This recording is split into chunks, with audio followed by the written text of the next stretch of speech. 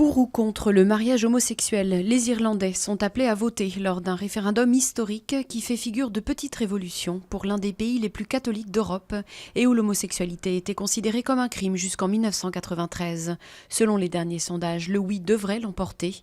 L'adoption de cette réforme permettrait à l'Irlande de rejoindre les 18 pays du monde, dont 13 en Europe, où le mariage entre personnes du même sexe est autorisé.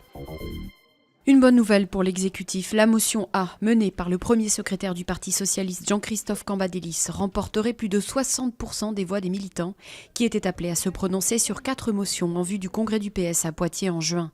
C'est un vote de sortie de crise, s'est félicité Jean-Christophe Cambadélis, dont le texte est signé par Manuel Valls, mais aussi par Martine Aubry.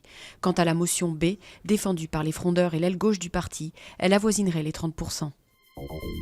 Après la prise de Palmyre, dont une vidéo de djihadistes a montré de premières images, le groupe État islamique continue d'élargir sa zone d'influence en Syrie.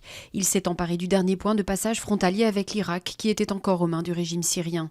Le I menace désormais Homs, la 3e ville du pays.